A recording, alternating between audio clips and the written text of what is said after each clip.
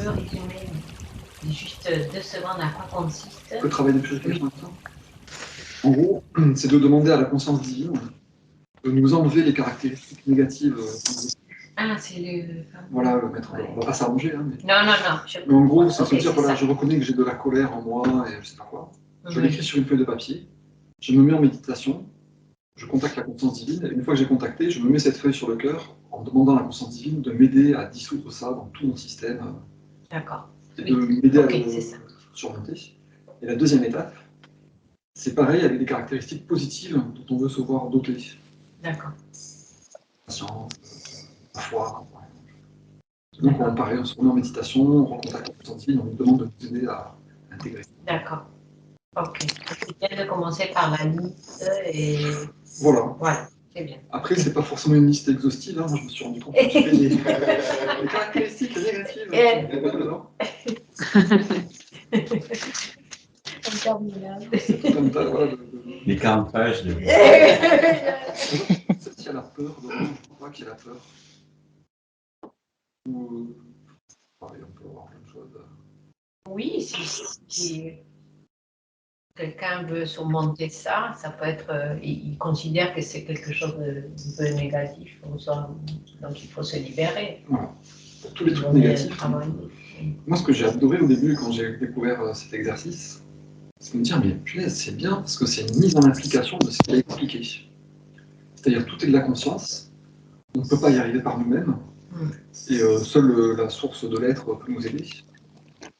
Et donc là, on dit, au lieu de faire de la psychanalyse, de comprendre par nous-mêmes, de se forcer à dire, oui, il faut que je surmonte mon truc, on demande au créateur, de moi-même, je ne peux rien, aide-moi à me dissoudre ma colère, parce que tout seul, je ne peux pas y arriver.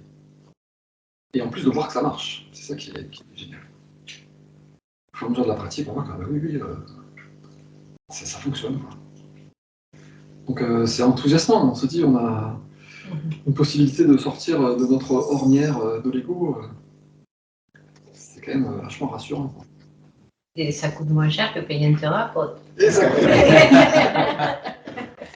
Donc il a parlé voilà, de la parabole de la jeune fille qui enlève ses voiles au fur et à mesure, et qui du coup est beaucoup mieux en contact avec la réalité, et qui a besoin de l'aide d'un mentor pour y arriver.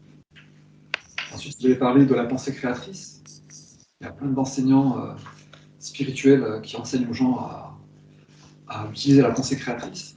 Focalisez-vous sur ce que vous voulez et puis vous l'aurez. Mais qui ne se rendent pas compte qu'en enseignant ça, en fait, ils renforcent la pulsion de l'ego. En fait, c'est ça le problème, c'est de faire la distinction entre la pensée créatrice qui marche, mais ne pas tomber dans l'ego, effectivement, parce que ça peut être le cas. On reste soi-même directeur de ce qu'on demande. Je veux cette maison, je veux cette voiture, je veux ce travail. On va créer, comme il dit, une part lumineuse, mais aussi une part amère. Parce qu'on ne perçoit pas la réalité, on ne perçoit pas les conséquences, on ne perçoit pas ce qui est vraiment bien pour nous. Oui, on demande des choses qui ne sont pas vraiment les plus importantes. On demande ce qui nous paraît le mieux à nous. Oui, voilà. Tu vois du matériel, des choses matérielles. Compréhension limitée, mais surtout c'est limité en fait. Oui. On a besoin d'une maison pour vivre. Mais quand on dit je veux une maison comme ci, comme ci, comme ça, c'est nous qui le déterminons. Si on demande au créateur il me faut une maison, rapporte-moi ma maison qui me va bien, sans dire quoi exactement, voilà. C'est plus approprié. Donc voilà, le passage d'aujourd'hui, c'est juste après cet endroit où il dit vous avez commencé à spiritualiser vos plans de physique, vous avez utilisé la pensée créatrice, et puis soudain, le vent souffle sur vos émotions, et vous avez tout un tas de revers dans vos expériences. Donc vous vivez une période difficile. Et donc voilà. Ce peut être une magnifique période de croissance intérieure, un fantastique élan vers le bonheur, ou une interminable période d'amertume et de ressentiment. C'est le moment de vous réveiller complètement et de réaliser que l'issue des expériences dépend uniquement de vous. Non pas du sort ou du destin, mais de vous seul. En travaillant soit tout seul par vous-même, soit par la prière constante avec la conscience divine, pour finir par atteindre le sommet de la félicité. C'est aussi à ce moment qu'une personne est mise au défi d'utiliser son mental de manière constructive afin d'atteindre la sagesse et les idéaux les plus élevés grâce auquel elle maîtrisera ses émotions. La différence entre la pensée réactive, issue des réponses impulsives de l'ego à des situations inconfortables, et la pensée créative, intelligente et réfléchie, vous deviendra claire. Quand ce moment arrive et que la sagesse est mise en pratique quotidiennement, la maîtrise de soi est à votre portée. Seuls les enseignants capables de vous guider sur tous les plans de réalisation de soi, sur le chemin du remords, de l'éveil, du changement des schémas mentaux et émotionnels, afin de gravir les échelons des fréquences vibratoires spirituelles jusqu'à atteindre la véritable réalisation de Dieu, sont de véritables enseignants de vérité, capables de vous guider jusqu'au royaume des cieux. Si le premier niveau de développement, la recherche de satisfaction matérielle grâce à la pensée positive, donnait entièrement satisfaction aux chercheurs spirituels et qu'elle comblait leurs besoins, le monde entier serait aujourd'hui converti à la pensée positive. Mais ce n'est que le point de départ du chemin spirituel de l'âme, jusque-là endormi. Et il ne faut ni le rejeter, ni le critiquer. La psyché se réveille au fait qu'au-delà de la dimension terrestre, se trouve une dimension spirituelle appelée Dieu, personnage assis là-haut, ou puissance universelle, qui répond à la prière. Rappelez-vous, nous parlons de conscience. La psyché entrevoit qu'il y a autre chose dans la vie que les pressions quotidiennes, et elle veut savoir ce qu'il en est, quelle qu'en soit l'issue. Parce qu'une privation quelconque dans un domaine de l'existence, santé, finances, bonheur, amour, etc., la pousse à chercher de l'aide. On voit ici le même attachement émotionnel magnétique à l'œuvre. Je veux. Cependant, tandis que la psyché qui s'éveille observe maintenant ce qui se passe dans le mental et les émotions, à travers son contact ponctuel avec la conscience divine, elle commence à voir certaines activités émotionnelles magnétiques d'attachement-rejet dans lesquelles elle s'engage. Finalement, elle sera suffisamment illuminée pour se détourner des sentiments de possessivité et répulsion, et elle priera pour demander de l'aide afin de les surmonter. C'est en général à ce moment que le maître qui convient à cette âme entrera dans sa vie. Si l'âme en recherche a parcouru à maintes reprises le sentier de la vie, il s'agira d'un maître suffisamment évolué pour la guider hors de l'esclavage qui l'enchaîne aux pulsions de l'ego et pour la mener dans la lumière.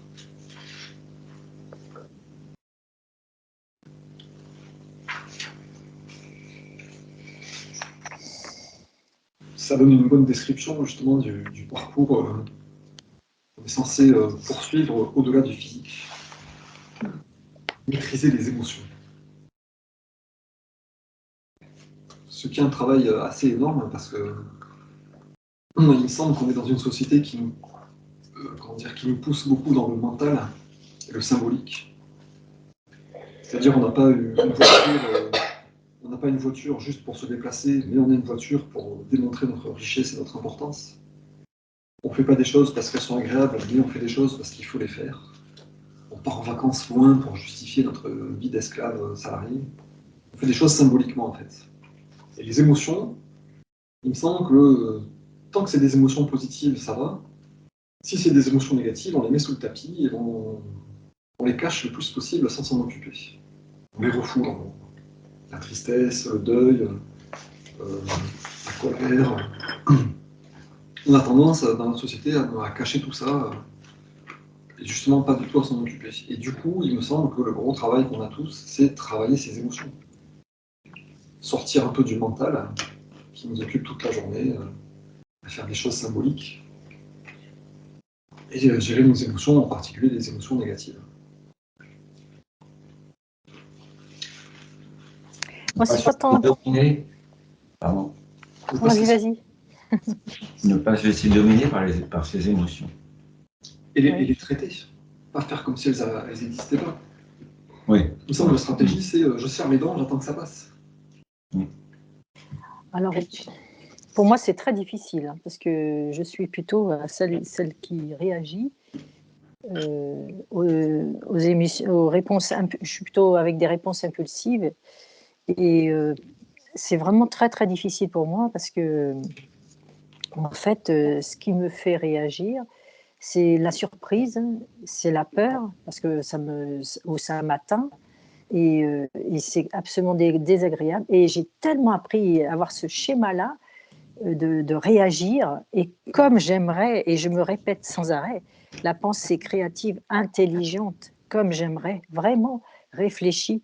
Alors, vraiment, je m'en rends compte beaucoup plus vite qu'avant, et j'essaye de transformer, bien sûr, je transforme, mais c'est vraiment quelque chose qui comme une impulsion, quoi, et c'est vraiment difficile pour moi de maîtriser. Par moment, hein, je ne dis pas à chaque fois, mais de mieux en mieux quand même. Sinon, ça ne servira à rien de tout ce que je fais. Mais c'est pas tant que je vais les mettre sous le tapis. Pour moi, c'est vraiment, je réagis au moment où ça se fait. Ça c'est quelque chose que je demande réparation par rapport à ça, parce que c'est...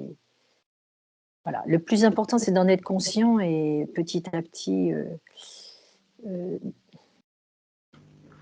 par exemple, je fais du vélo, je vais en vélo au travail et je ne supporte pas qu'on me rase. je réagis d'une façon, je n'ai pas de klaxon, mais je crie, ça fait pareil. Et après, je me suis dit, je suis retombée dans les mauvaises vibrations. Alors, voilà. C'est un peu comme ça que je l'entends, hein, ce qui est écrit là. Voilà. Est-ce que... Elisabeth, tu seras rasée tant que tu seras dans la révolte. Oui, oui. Oui, c'est vrai. On va me raser à chaque fois. Ah oui? T'as pas compris la leçon? Allez, on recommence. Alors, je me dis, j'accepte. Il y en a qui fois qui me le font. J'accepte, je dis rien. Ah oui, c'est... Oui. C'est une maîtrise.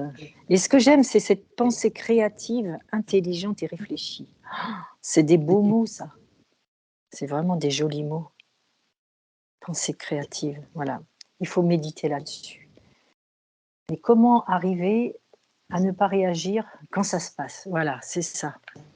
Je me pose des questions un petit peu, parce que maîtriser ses émotions, est-ce que c'est pas quelque part de ne pas les accueillir? Et moi, je pense que c'est fondamental d'accueillir ses émotions, parce que si on ne les accueille pas, ça veut dire que notre corps qui nous renvoie quelque chose, on ne l'écoute pas. Et en fait, on va mettre un couvercle, on va dire on est fort, je suis forte, je continue. Et je pense que c'est pas la bonne attitude pour nous, en tous les cas, parce que si on n'accueille pas cette émotion, il y a quelque chose qui n'est pas juste avec nous-mêmes, quoi. J'entends C'est bien. comme un enfant à qui on va dire, il tombe, il se fait mal, on va lui dire, non, non, mais tu es un grand garçon. C'est rien. Non, Ouais. c'est rien du tout. Lève-toi et continue. C'est rien, c'est rien, c'est rien. Donc cet enfant va se dire, mais c'est ça, on nie son émotion. Donc Oui. c'est quelque part, il va se dire, tiens, ça fonctionne comme ça. J'ai mal et on me dit que j'ai pas mal. Donc il y a un décalage qui s'effectue. Et je pense qu'il y a quelque chose qui... Et justement, c'est notre formatage, je crois. On est formaté un petit peu par... Il y a des attitudes à tenir, il faut être comme ça, en société, il faut faire ça, il faut pas déborder de telle ou telle ligne. Et quelque part, maîtriser son émotion, moi, ça me choque, quoi. Mais qu'est-ce que tu entends par accueillir? Accueillir, c'est-à-dire, bon, voilà, j'ai mal, qu'est-ce qui se passe en moi? Je m'interroge. Oui, ça, travailler sur ça. Voilà, travailler sur ça. Mais pas, bien souvent, quand on dit maîtriser, moi, je sais que j'ai fonctionné comme ça, qu'à un moment donné, j'ai refoulé mes émotions parce que je me voulais forte et que je les refoulais, quoi. Donc, je n'accueillais pas. Et je pense qu'il y a une grande différence entre maîtriser son émotion et l'accueillir. Il me semble que la différence, quand l'émotion se présente, c'est important de l'accueillir. Voilà. La maîtrise des émotions, c'est se débrouiller pour que l'émotion ne se présente plus. Donc c'est plus maîtriser le mécanisme des émotions. Oui. Que maîtriser l'émotion, si elle est là, il ne faut pas. Oui, après, c'est des mots. Hein. Ouais. Moi, maîtriser, ça me parle. Ouais. C'est pas contrôler, c'est pas refouler. C'est pas refoulé. Pour moi, c'est pas Je refoulé. voulais juste dire que je pense que le fait de voir, de voir les émotions, c'est le grand pas. Oui. Après, c'est bon. De les voir, oui, maîtriser, moi, ça me convient pas comme terme, mais bon, peut-être Oui, c'est une question de mots. derrière, Si on les voit, ça y est, on se positionne déjà avec un petit pas en arrière et du recul, et voilà.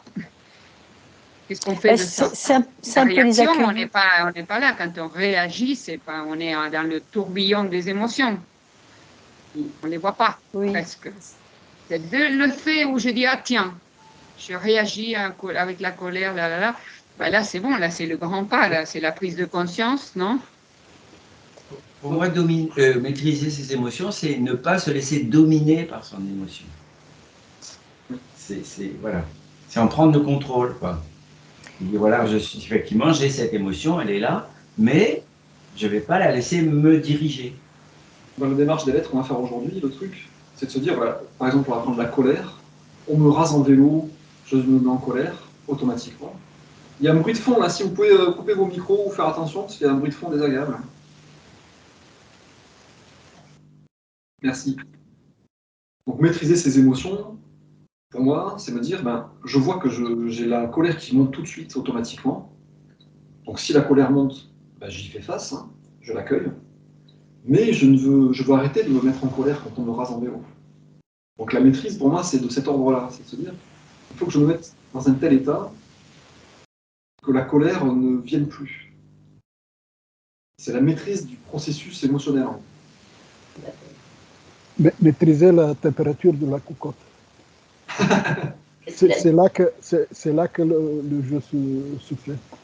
Il faut maîtriser la cocotte et pas les pensées qui sont sorties d'elle, en fait. Agir sur la cause, nous, la cocotte. Oui. Si on est trop chaud, trop bouillant, tempérament, enfin, peu importe, il faut agir sur soi et baisser la température. Et il me semble les pensées vont suivre en fonction de ça. L'idée n'est pas de les arrêter, ça c'est clair, mais de ne pas les produire, les mauvaises. En fait. Et puis, parce que c'est très progressif. Comme disait Georges aussi, c'est de ne pas se laisser dominer par son émotion. Se dire, effectivement, je suis en colère, mais je ne vais pas céder à ma colère. Donc je vais me dire, bon, s'il y a de la colère, c'est qu'il y a un besoin non satisfait. Donc je vais la prendre en compte, mais je ne vais pas me laisser dominer en réagissant. Donc c'est un gros travail, mais c'est vrai que l'idéal, c'est d'arriver à ne plus ressentir de colère. Oui, on prend en compte ce qui a créé l'émotion négative, mais en même temps, on essaie de faire de sorte que ça ne se recréera plus, au moins que sinon on compte juste les choses et on ne participe pas vraiment à cet effort de changer. C'est là que ça se joue, de mon point de vue, et c'est là qu'on a besoin de l'aide, bien sûr. Mais on n'a pas besoin tellement de l'aide à ne pas respecter quand ceci, cela. Ça c'est une conséquence. Il me semble. Quelque part, c'est trop tard, ouais. Quand on est plein de colère, bah, c'est trop tard pour se dire, ah ben là, j'ai pas réussi à me maîtriser parce que je ressens plein de colère. Donc c'est vrai que c'est subtil, hein, mais il me semble que c'est ce travail-là qu'on a à faire, en fait. À la fin de la lettre 8, hein, il dit voilà comment se comporte une personne qui est totalement libérée, qui a réussi à se libérer de l'ego. Elle est totalement libérée de la peur. Elle peut traverser des expériences dangereuses. On peut lui casser sa maison. Elle va rester calme et tranquille. Donc elle a réussi à maîtriser ses émotions parce qu'en fait, elle s'est libérée de l'ego. Donc c'est ce truc-là, c'est tant qu'il y a de la colère, ben, il faut y faire face. Mais il faut travailler pour qu'il n'y ait plus de colère, quoi. Ou de peur. Moi, j'ai une question, mais c'est pas du tout, parce que bon, c'est pas du tout mon thème, les histoires des émotions. Bon, bah, ma faiblesse c'est mon souci. Et par rapport au passage qu'on vient de lire, hein, je trouve que c'est pas simple de ressentir à quel point c'est en nous, parce qu'on sait que voilà, ça nous traverse la conscience universelle, on veut l'exprimer, enfin, c'est ce qu'on se répète à chaque fois. Donc, c'est ressenti à quel point elle est en moi ou en dehors de moi, parce que quand je lis, et voilà, c'est le Dieu qui est assis là-haut quelque part, et moi, c'est ça mon souci. Comment vous le ressentez, ça? Parce que c'est plutôt un nous, mais là, après, ça devient trop près de l'ego, et donc là, c'est difficile. Comment faire pour voilà, sentir qu'en fait, c'est un nous, mais c'est pas l'ego. C'est en nous et autour de nous. Comment dire? Je reviens toujours à l'histoire d'actif et passif, tu vois, parce que c'est, oui, d'un côté, c'est un peu passif parce que sinon, on risque d'aller dans la réaction de l'ego et en même temps, il ne faut pas rester assis et croiser les bras. Moi, ce que j'en comprends, c'est que la conscience divine est en nous parce qu'on peut y accéder immédiatement. On ne doit pas, voilà, il n'y a pas de personnage assis là-haut qu'il faudrait atteindre par une démarche de pèlerinage ou je ne sais pas quoi. C'est en nous parce qu'en conscience, on peut faire le vide et l'immobilité de nos pensées, et du coup, on peut s'accorder à cette conscience divine dans notre esprit. Et c'est à partir du moment où on est en silence et en immobilité de l'esprit que cette conscience divine peut nous parler. Ça, c'est au niveau de la conscience. Après, au niveau du corps, on voit bien, voilà, tout fonctionne merveilleusement bien. Donc, on constate qu'au niveau physique, bah oui, la conscience divine fait fonctionner mes cellules, fait fonctionner mon foie, mon cœur, ma rate. Et aussi autour de nous, parce que bah, on voit aussi ce fonctionnement partout dans le vivant, même dans la matière soi-disant inanimée, quoi. Oui, en fait, voilà, il parle de dimension, mais c'est comme Dragomir nous dit souvent, c'est pas facile parce que comme c'est quelque chose qui est pas peut pas toucher, mais qui est là tout le temps autour de nous. Voilà. Ouais, maintenant, je le relis, la psyché se réveille au fait qu'au-delà de la dimension terrestre se trouve une dimension spirituelle. Et donc, toi, parce que personnage assis là-haut, mais c'est pas ça, c'est partout, mais c'est difficile à percevoir. Hein. Que c'est en nous, et comme tu dis, Marc, autour de nous aussi, enfin partout. Ouais, c'est une notion difficile à percevoir, je trouve. Mais je crois qu'on a tous vécu des moments où on était extrêmement joyeux, extrêmement exalté, où on aimait tout le monde et on voulait contribuer au bien-être de tout le monde. On l'a tous vécu. Oui. Quand on se trouve très heureux, on sent qu'on est différent. On n'a pas notre mentalité de tous les jours. Et c'est là qu'on a touché un petit peu Dieu, en fait. C'est que là, on est dans des vibrations de conscience qui se rapprochent de la conscience divine, en fait. Donc c'est vrai que c'est dur de se dire, c'est pas localisé quelque part. Est-ce que Dieu est dans mon cœur, dans mon épaule, dans mes genoux? C'est un état de conscience. Et la conscience, c'est pas local. La conscience, c'est vibration, la conscience, donc c'est pas limité dans un coin particulier. Les vibrations, ça part partout. C'est pour ça que cette formule en nous et autour de nous, ça peut être un peu... Ouais. Ça peut donner de la confusion. Parce qu'en fait, c'est partout. Ce qui est curieux, c'est l'expression qu'il a utilisée dans le texte en disant quelqu'un, un personnage assis quelque part là-haut, alors qu'au contraire, il n'arrête pas de dire que c'est pas ça. C'est justement la croyance ancienne de Dieu qui était. Je pense que c'est pour décrire le barbu sur un trône. Comme c'est pour décrire ce qui se passe dans la psyché de la personne qui n'est pas très développée spirituellement, qui a fait de la pensée créatrice, qui se rend compte que bah oui, quand je demande, il y a quelque chose qui répond. Donc c'est Dieu, c'est un personnage barbu assis là-haut, c'est quelque chose, mais la psyché commence à comprendre qu'il y a quelque chose en fait. Ouais. Il me semble que c'est cette expression-là, personnage assis là-haut, pour se Oui. moquer un peu de la religion. Oui, voilà, c'est pas... Oui, il n'arrête pas de le dire dans le texte. Dans les 7 que lettres Dieu, c'est pas ça. précédentes, c'est pas ça. il a bien dit que c'était pas ça. En tout cas, la démarche, c'est ce truc-là, c'est prendre conscience que plus on prend le dernier paragraphe là, plus on prend contact avec cette conscience, la conscience de vie, plus on voit qu'il y a certaines activités émotionnelles, magnétiques, d'attachement-rejet, dans lesquelles on se fourvoie en fait. Et au fur et à mesure, on prend conscience que bah oui, je ne suis pas aussi parfait que ce que je croyais en fait. Et c'est ça qui est important, et on peut demander donc à cette dimension de nous aider. Le fameux maître suffisamment évolué, c'est ça en fait. Dans la parabole de la jeune fille avec ses voiles, son mentor illuminé, c'est la conscience divine. Donc nous, au lieu d'aller chercher un maître spirituel physique, on a besoin d'aller chercher ce maître spirituel de conscience qui a créé tout l'univers. Excusez du peu, c'est le maître spirituel qui est Dieu, quoi. Donc c'est ce qui est important à bien comprendre, c'est que il y a une instance transcendante qui est partout, qui peut nous aider, qui peut nous répondre, qui répond à la prière, qui répond à la demande, et qui peut nous aider à sortir de cet esclavage de l'ego. Parce que pour rebondir un petit peu ce que tu dis sur le fait d'accueillir les émotions, il y a des gens qui vont dire c'est normal d'avoir de la colère, c'est inévitable, c'est normal d'avoir de la peur, ou d'être jaloux, j'en sais quoi. Et de dire ça fait partie de la vie, il faut accueillir ces périodes comme étant des périodes normales.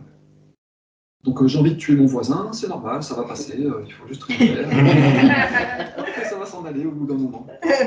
Là, la démarche, c'est de dire non, aime tes ennemis. Comment faire? On dit même que nos ennemis sont nos maîtres. Et ouais.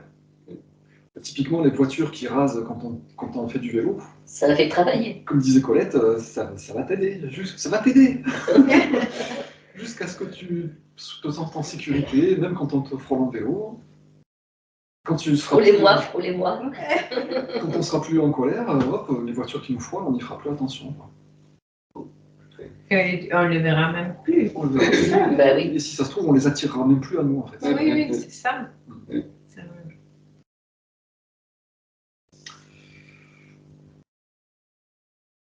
Un petit commentaire.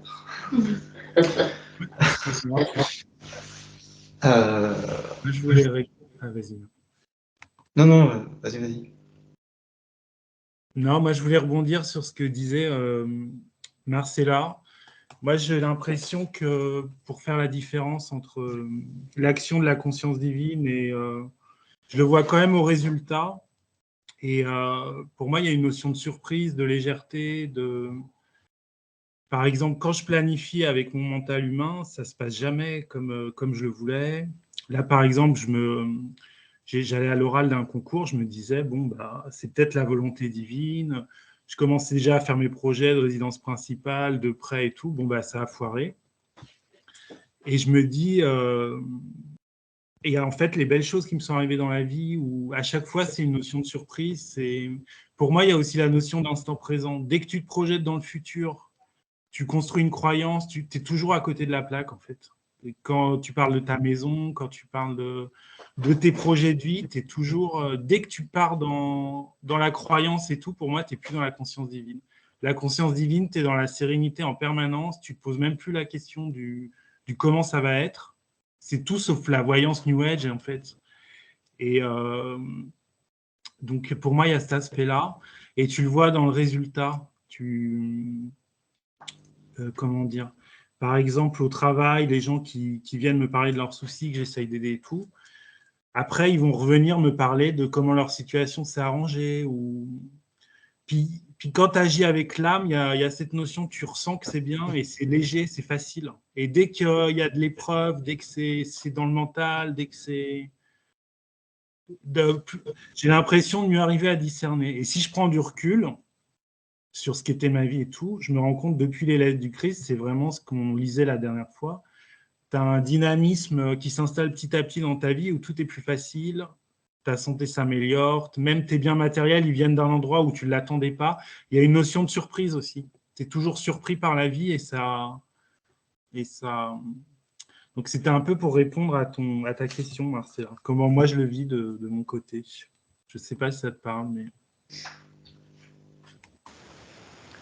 Est-ce qu'on peut dire que dans ce cas, les résultats dépassent nos attentes? Un peu. C'est ça. C'est toujours plus surprenant, plus joyeux. Ça ne va jamais dans le sens du mental. En fait. Et on reconnaît qu'il y a quelque chose qui agit.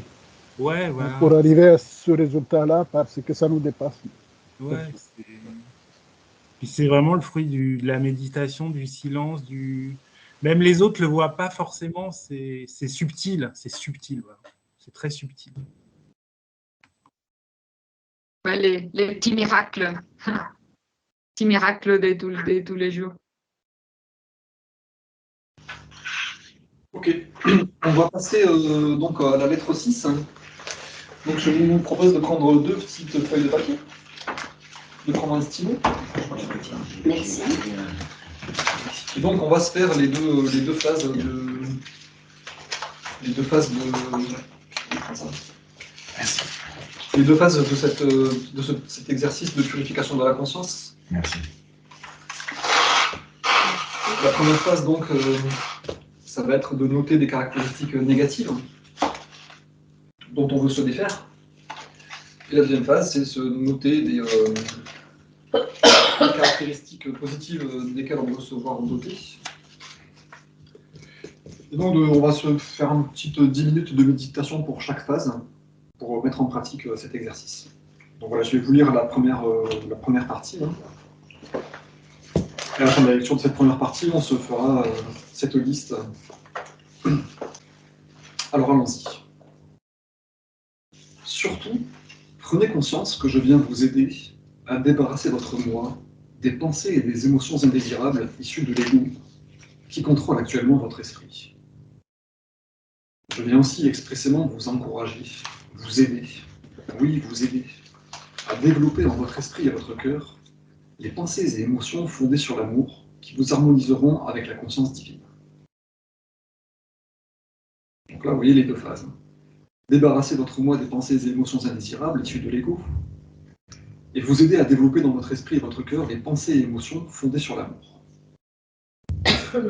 Mon objectif le plus urgent et aimant, c'est de vous extirper des ombres grises de l'existence dans lesquelles vous vivez actuellement. Je veux vous amener vivre au soleil de l'illumination spirituelle qui vous attend, une fois les pulsions de l'ego maîtrisées. Vous serez unis à votre âme, à la vie père-mère, et vous accéderez à l'harmonie de l'amour inconditionnel pour tous. Je répète donc la liste des caractéristiques négatives exposées au début de cette lettre. Lisez-les attentivement et observez vos réactions et sentiments, tandis que vous les passez lentement en revue. La critique, le sarcasme, le jugement, le rejet, le dénigrement, l'hostilité, l'intolérance, la haine, la jalousie, l'agressivité, les impulsions violentes, le vol, le mensonge, la fourberie, la malhonnêteté, la calomnie. Comment vous débarrasser de celles que vous reconnaissez comme faisant partie de votre conscience? Faites leur face sans honte. Vous êtes un être humain né sous l'influence de l'ego. Ne soyez pas effrayés ou découragés au point de renoncer à leur faire face. Faites un premier pas en totale honnêteté et notez-les sur une feuille de papier. La seconde étape consiste à vous allonger et à placer la feuille de papier sur votre poitrine. Fermez les yeux et adressez-vous en pensée à la réalité divine, votre source d'être, qui est, vous le savez maintenant, votre protecteur et votre procréateur aimant, votre vrai père-mère spirituel. Il irradie de façon généreuse, permanente, constante, l'amour parental inconditionnel. Prenez le temps de calmer votre esprit jusqu'à sentir que vous passez au-delà de votre propre conscience. Demandez alors de l'aide pour enlever, dissoudre et surmonter les manifestations de rejet de l'ego, fausses et inutiles, durant tous les jours à venir. Faites votre demande avec une foi parfaite et en vous attendant à une réponse immédiate, puisque vous fonctionnez en conscience. Sur le plan émotionnel, précisez à votre père spirituel ou réalité divine, donc à vous-même, que vous ne voulez plus de ces réponses négatives de l'ego dans votre conscience. Demandez l'inspiration et la force de faire tous les efforts possibles pour les éviter ou les refuser à partir de cet instant. En agissant de la sorte, vous créez une nouvelle forme de conscience qui commence maintenant à infiltrer et à investir votre conscience présente. Votre intention devient maintenant votre réalité. Les caractéristiques négatives d'autrefois, notées sur votre papier et remises au Père spirituel, sont à présent dans les limbes de rejet de votre conscience. Ce rejet conscient vous sert aussi à attirer la puissance divine dans votre conscience. Elle vient renforcer votre résolution et vous rappeler de renoncer à toute impulsion qui ressurgirait des caractéristiques rejetées. Donc, comme vous vous en apercevrez probablement, reddition et méditation déclenchent dans la conscience un travail invisible. Vous en serez vraisemblablement inconscient avant de constater ultérieurement que les caractéristiques rejetées ont effectivement disparu.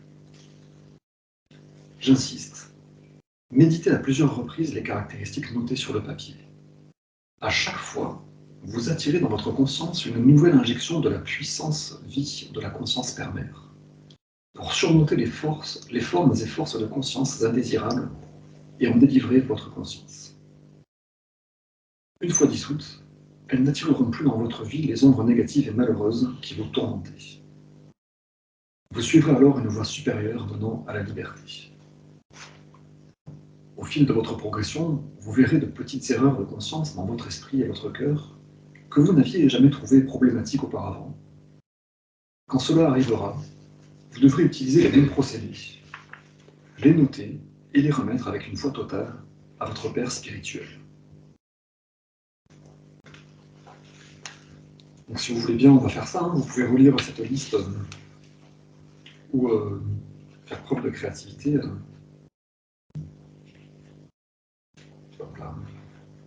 On va noter donc sur une feuille de papier ces caractéristiques négatives qui font partie de nous. La critique, le sarcasme, le jugement, le rejet, le dénigrement, l'hostilité, l'intolérance, la haine, la jalousie, l'agressivité, les impulsions violentes, le vol, le mensonge, la fourberie, la malhonnêteté, la calomnie. Celles que vous avez envie de travailler, voilà, on peut en noter 2, 3, 4.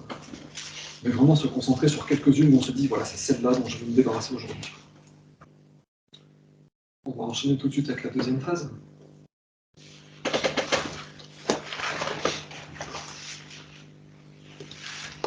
À présent, il reste encore une chose à faire pour parfaire cette reconstruction de votre conscience.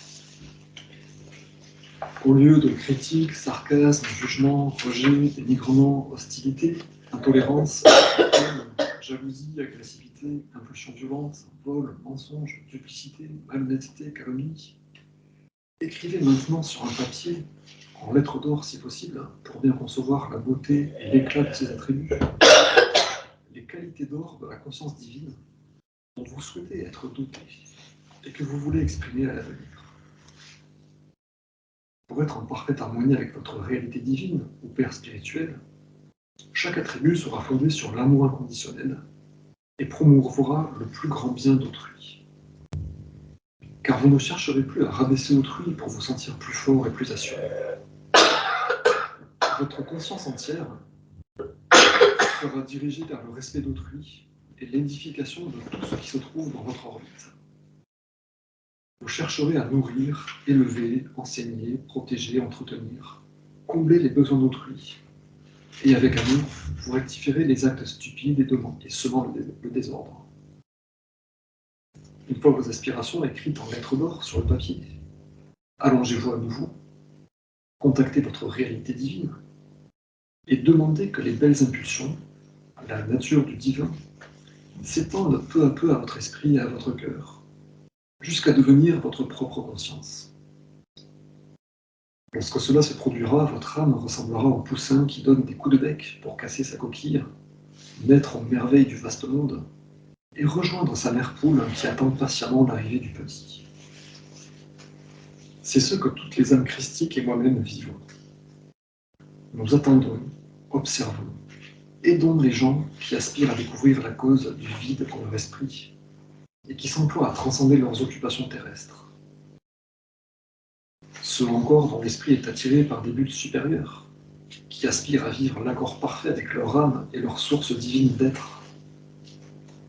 Nous avons des élans de tendresse et d'amour pour les voyageurs spirituels, plus qu'ils ne le croient. Cela veut dire que nous vous attendons avec émotion et amour, vous qui lisez cette lettre. Une fois réunis à votre source d'être, vous aurez réalisé votre véritable but sur Terre, et vous aurez accompli votre vraie mission dans l'éternité. Aussi que votre vie réelle commence. Vous serez entré dans le royaume des cieux. Je ne vous dirai pas quelle qualité écrire pour votre nouvelle conscience. Elle doit venir de votre perception présente de ce qui est le meilleur et le plus élevé. Référez-vous à la nature divine de la conscience divine que j'ai perçue si clairement dans le désert que je vous ai décrite dans la lettre 1. Faites que cette nature divine devienne votre propre nature. Sachez-le, vous qui vous engagez en toute sincérité dans ce voyage, je suis à vos côtés à tout moment. Sachez aussi que je vous envoie soutien et force dans ce voyage vers votre union à votre réalité divine.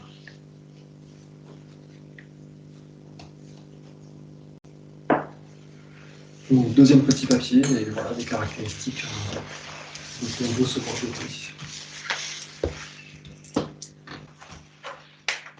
Voilà, je vous propose de garder vos papiers, Oui. gracieusement, et de continuer à pratiquer pendant des semaines.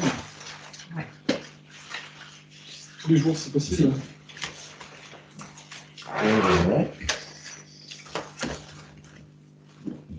Et puis, nous parlerons des miracles qui se sont produits la prochaine fois. Miracle journalier.